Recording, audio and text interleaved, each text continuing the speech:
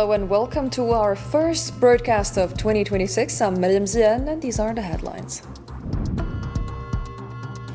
As 2026 begins, Algerian diplomacy enters the new year with a strong and influential presence, standing firm on principles through major regional and international initiatives, and amplifying the voice of justice within UN and global institutions.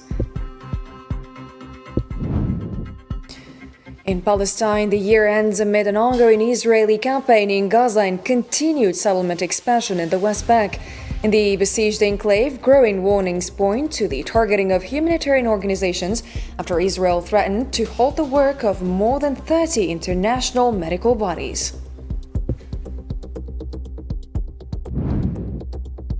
In Ukraine, efforts to end the war stalled throughout 2025, from Trump-Putin talks in Alaska to mounting pressures on Kiev. Russian insistence and European caution have left the path to peace blocked as the new year begins.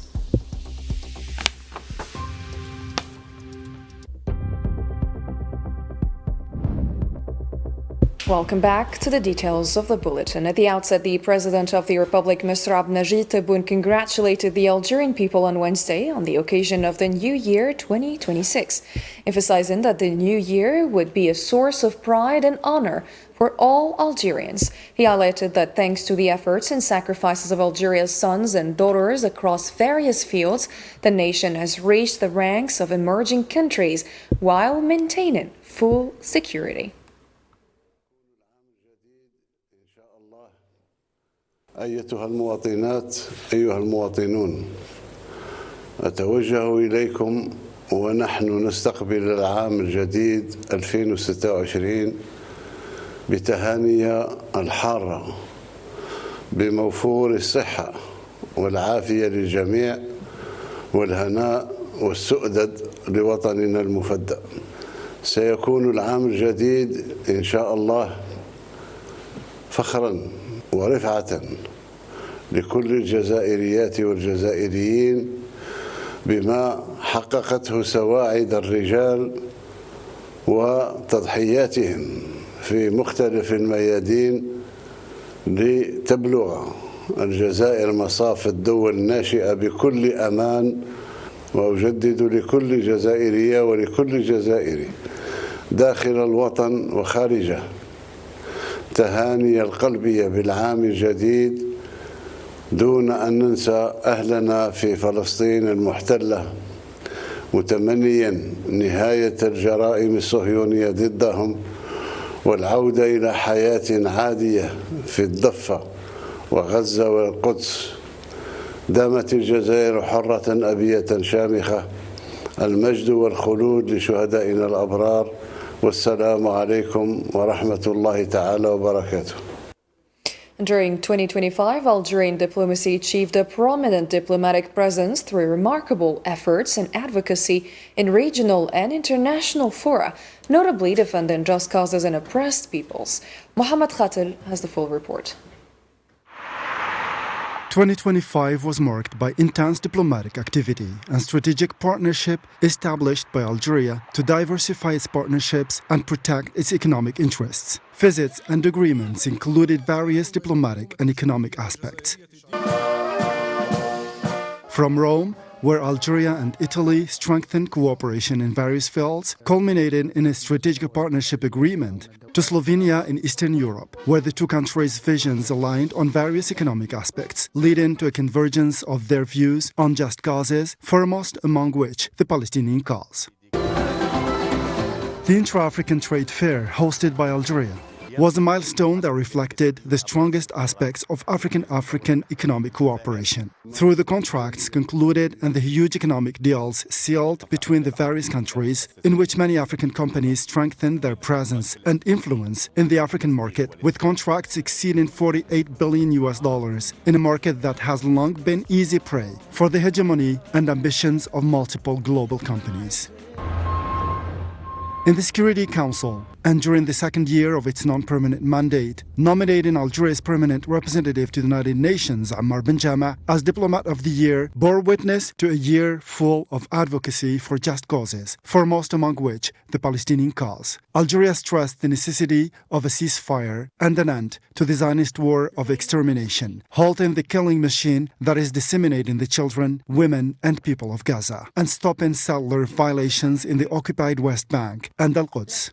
Similarly, Algeria called for justice for the Sahrawi people, enabling them to exercise their right to self-determination and for the decolonization of the last colony in Africa. This last issue received considerable attention in Algeria's advocacy within the Security Council, emphasizing the need to achieve justice for the African continent and repair the historical injustice inflicted upon it. The memory file, which is a starting point and a principle that accepts neither negotiation nor compromise for Algeria's diplomacy, was crowned by the unanimous vote of the Algerian parliament to criminalize French colonialism. The vote was a culmination of Algeria's call for the highest African body, which was adopted by African countries to prosecute the crimes of colonialism and its impact on the African continent. The land of Algeria was the host of the high-level conference to prosecute the crimes of colonialism on the continent, which culminated in the Algiers Declaration, which adopted November 30th as African Day to honor the martyrs and victims of the transatlantic slave trade, colonialism,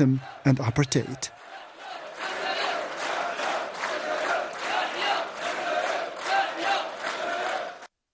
The Algerian President Mr. Abdelnajid Tebboune renewed his commitment to holding political dialogue with political parties in strict fulfillment of his previous pledges.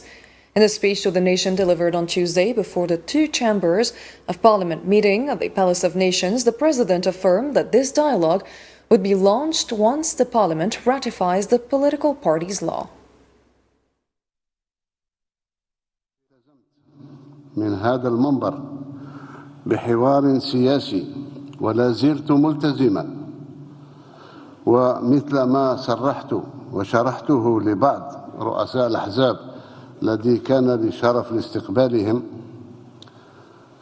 سننطلق مع الأحزاب في هذا الحوار ريثما يصادق البرلمان على قانون الأحزاب وندخل في مرحلة أخرى. سيكون الحوار بناء والتزم بكل ما نتفق عليه مع الأحزاب سيطبق. President Tebboune also stressed the state's determination to continue the reform process on all fronts in the service of Algerian people, despite attempts at disruption from within and abroad, emphasizing that the judiciary will firmly confront all manifestations of corruption and all forms of breach of professional duty. انطلاقا من التعهدات التي قطعناها وقطعتها على نفسي، عملت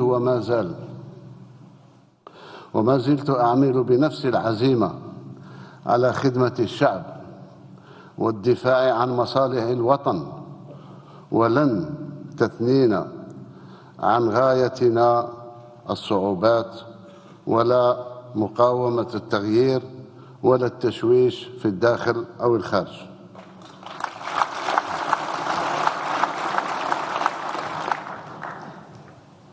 وسنواصل بلا هوادة مسار الإصلاحات على كل الجبهات وفي كل القطاعات المعنية بتنفيذ برامج التنمية المستدامة الموجهة لتحسين الأوضاع الاجتماعية والتكفل بالحاجيات الأساسية للمواطن، وهي إصلاحات تمس كذلك وبعمق كل مجالات النشاط الاقتصادي، لأننا نعتقد بأن عملية الإصلاحات هي عملية مستمرة لضمان النجاعة والشفافية. And President Abdelnajid Tebboune highlighted the resilience of Algeria's macroeconomic indicators alongside the achievement of historic gains in the industrial sector and in local pharmaceutical production. Addressing the nation before the two chambers of parliament on Tuesday, President Tebboune revealed a decline in inflation and a steady increase in growth rate with the contribution of industry to gross national income rising to 10%. وما فيش فرق. تبرز معالم العهد الاقتصادي الجديد بمؤشراته الإيجابية الواضحة والمؤكدة من طرف كل الهيئات المالية والاقتصادية الدولية وكل الهيئات الإفريقية قارية، رغم أن في بعض الأحيان فيه ناس في نقاشاتهم وفي تدخلاتهم ورانا داخلين في حيط اقتصادنا مشى. الله لا يرجعك على الحيط كاع. تفضل.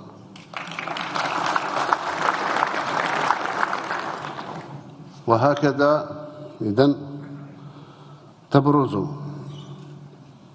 معالم العهد الجديد بمؤشرات الإيجابية الواضحة والمؤكدة من طرف كل الهيئات الدولية، وهي مؤشرات تبين قدرة اقتصادنا على التكيف وامتصاص الصدمات، حيث حافظنا على الاستقرار المالي وتوازناته، وحققنا تراجعا دالا في معدل التضخم الذي وصل إلى 2.8%، وفي 2026 إن شاء الله سيصل إلى أقل من 2. وهذا وحده مؤشر يجاوب الناس اللي يشكوا في الاقتصاد الجزائري. President Tebboune also announced the registration of investment projects valued at $61 billion, in addition to more than 300 investment projects with foreign participation estimated at $5.5 billion. بلغ عدد المشاريع التي صرحت بها الوكالة ما يقارب 19,000 مشروع استثمار منذ 2.5 سنين إلى غاية اليوم بقيمة تساوي 8,242 مليار دينار، أي ما يعادل 61 مليار دولار أمريكي، مع خلق ما يقارب 500,000 منصب شغل. ما بين هذه المشاريع الاستثمارية هناك 309 مشروع يشارك فيه الأجانب. هذه بين قوسين اللي قالك الجزائر معزولة والرأس المال الأجنبي ما يحبهاش. 309 مشروع يشارك فيها أجانب بقيمة إجمالية تصل إلى 1,300 مليار دينار، أي ما يعادل 9.5 مليار دولار. President Tebboune expected that Algeria's raw phosphate production would increase fivefold with the entry of new projects into operation. He affirmed that Algeria's long-held vision of becoming a strong mining nation has been realized with the Garaj Bilat mine entering the phase of actual exploitation, making it the world's third largest iron ore mine. ومشاريعنا المنجمية تعرف تقدما مع مشروع استغلال منجم قارج بيلت بتندوف الذي أصبح حقيقة ملموسة بعدما كان حلم من كانت لهم الإرادة وليس لهم الإمكانيات آنذاك. سي بومدين رحمه الله كيتكلم على قراج بيلات بحسرة، كما يقولوا المصريين، العين بصيرة واليد قصيرة.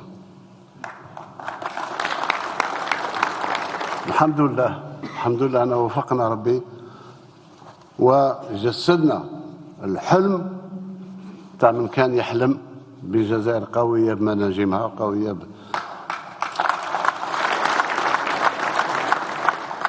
اللي هو ثالث أكبر منجم حديد في العالم. وإن شاء الله في نهاية جانفي يصل أول قطار منجمي من قرج بيلت إلى مصانع وهران للفولاذ.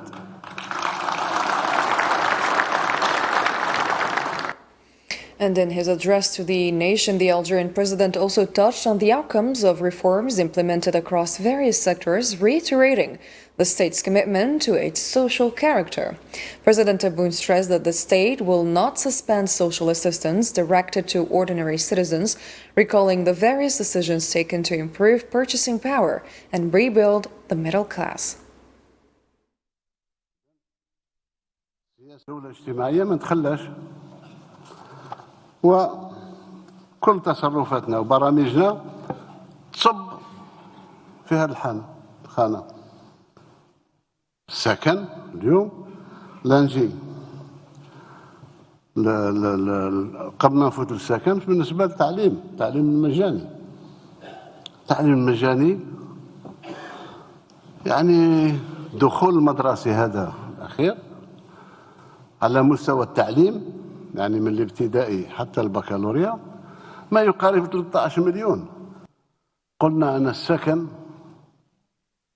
قضية سياسية اجتماعية اقتصادية ولازم نتطرق لها، سواء البناء الريفي أو البناء في المدن. ودرنا هذه الصيغة هذه حتى تكون في المتناول تاع الموظفين، لأن أساس وهذه ما فاهمينهاش وحاولوا يشوشوا على وزير السكن آنذاك مع المسؤولين تاعو ديماغوجية وكذا. أنا فاهم وراني جزائري ماني جاي من المريخ.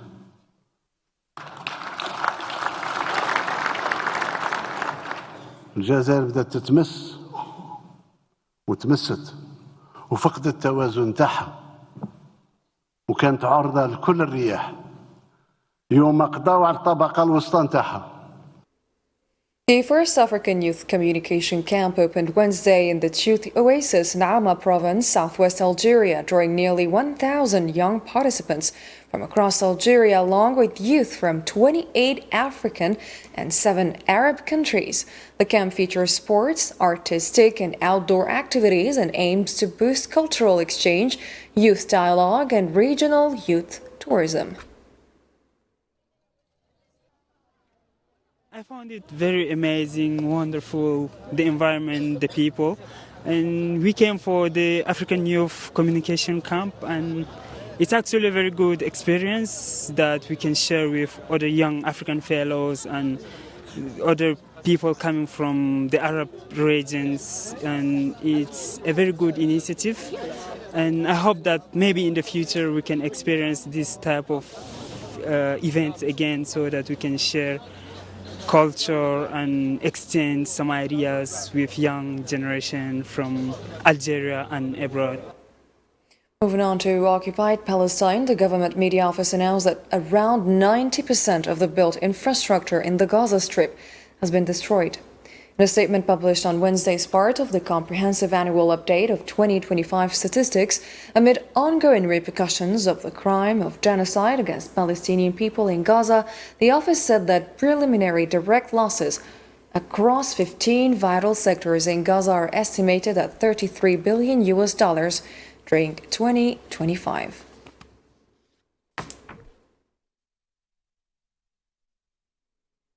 A Palestinian child was killed by Israeli occupation forces in the Al-Mawasi areas of the city of Rafah. Local media sources said on Wednesday that occupation forces opened fire on the child in the city of Rafah in the southern Gaza Strip.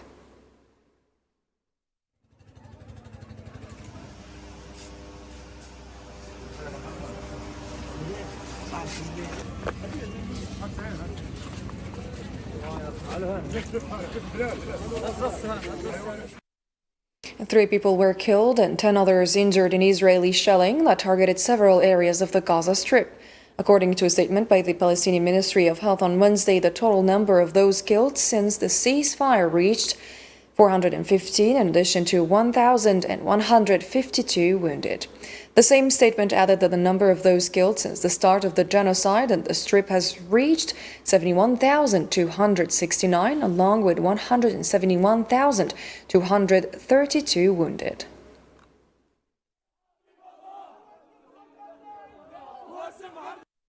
The Palestinian Ministry of Health in Gaza said that Israeli efforts to suspend the work of international humanitarian organizations are illegal. In a statement issued on Wednesday, the ministry confirmed that the occupation is threatening to halt the operations of more than 30 international medical organizations working in the besieged Strip, adding that Gaza has become a global symbol and emblem of genocide and health genocide under a tight siege and all forms of killing.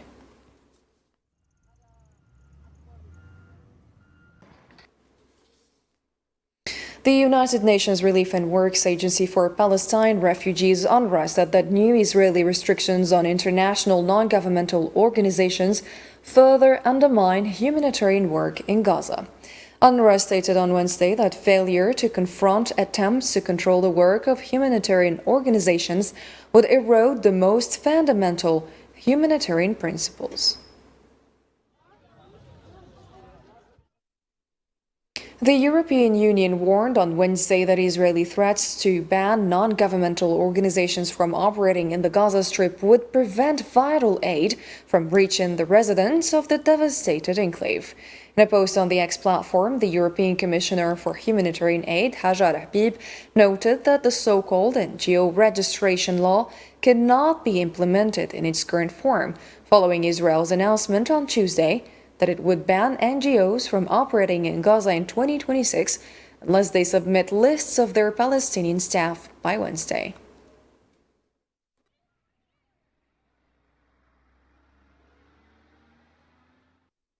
And moving on to Sudan, a number of Sudanese civilians were killed and others wounded in shelling by the rapid support forces that targeted civilians in the city of Deleng, south of Kordofan state.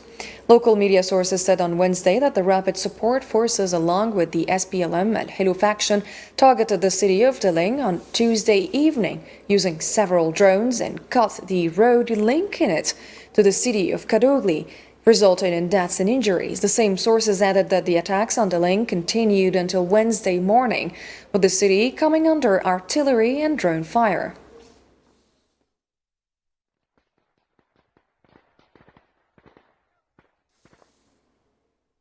The Sudanese army announced that its forces had regained control of several areas it described as strategic, which has been under the control of the rapid support forces in western Sudan. Sources within the Sudanese army told Al-24 News on Wednesday that the armed forces succeeded in liberating key cities that had been besieged by the rapid support forces, including the city of Abila in South Kordofan state and the city of Al-Huwai in West Kordofan state. They added that the army also entered the areas of Kazgil and Riyash in North Kordofan.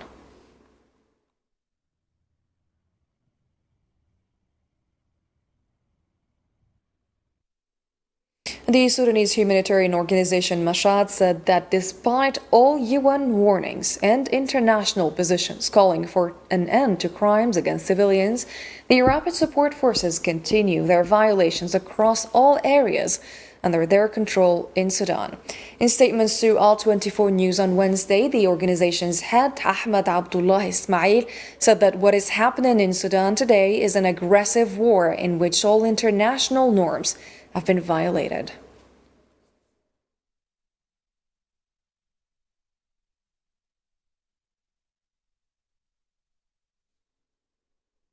Somali army forces, in cooperation with the National Intelligence and Security Agency, recently regained control of the areas of the Gandersh and Tanan in the lower Shabelle region, as well as sites used as hideouts by elements of the terrorist group Al-Shabaab. In a statement carried by the Somali news agency, the commander of the 1st Gorgor Commando Brigade, Lieutenant Colonel Shahid Ramak Farax, said Somali army officers and national security forces had taken control of key terrorist strongholds in Lower Shabelle. He added that ongoing operations have weakened the group's capabilities, killed prominent leaders, and restored control over several strategic areas previously under their control.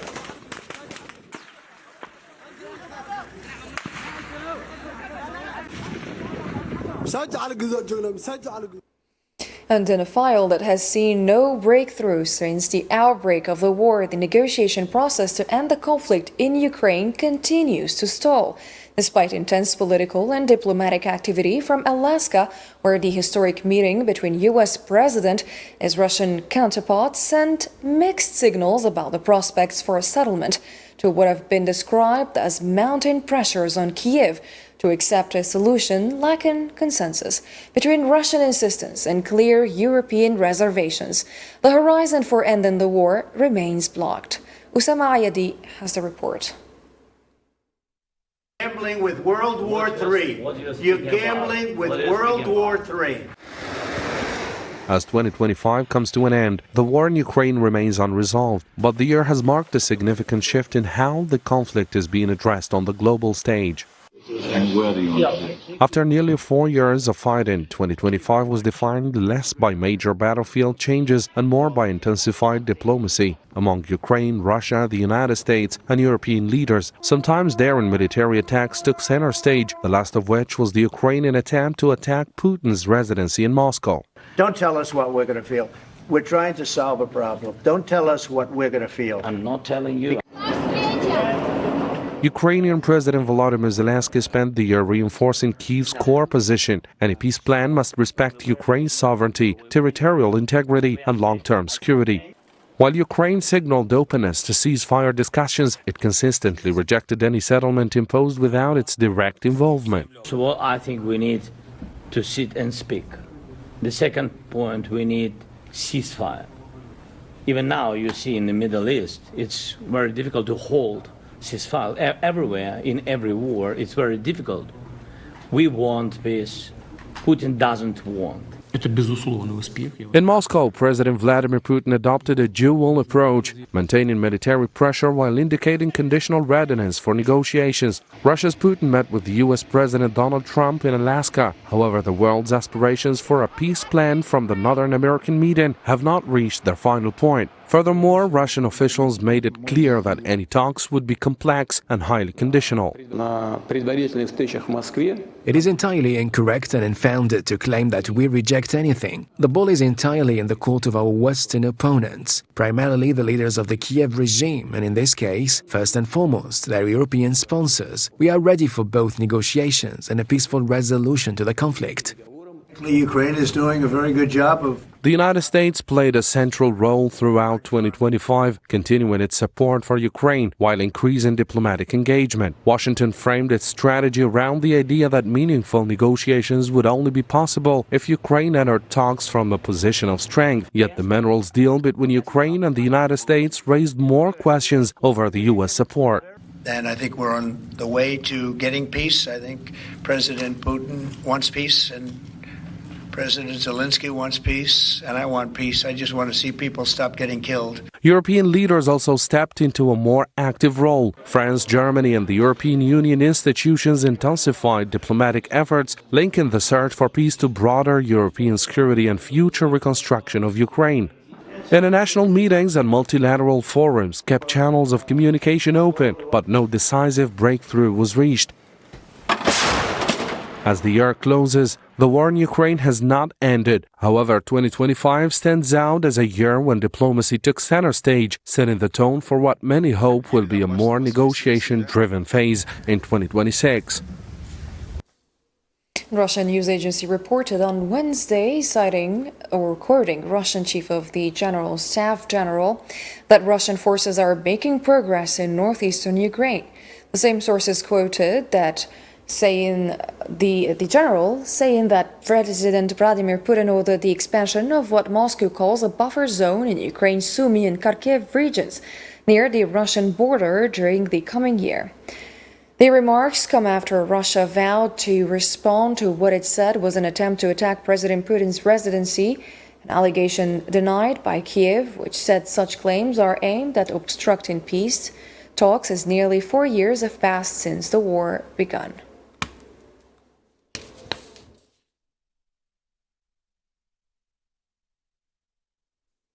Russia's Ministry of Defense on Wednesday released video footage of a downed drone that Moscow says Ukraine used in an attack on President Vladimir Putin's residence in northwestern Russia earlier this week, an allegation Kiev denies, calling it a lie. The nighttime footage showed a damaged drone lying in the snow. In a statement, the ministry said the drone was carrying a 6-kilogram explosive charge and that the attack was targeted carefully, planned and carried out in stages. The ministry also released a map showing the flight path of Ukrainian drones that allegedly attempted to attack the residence in Novgorod.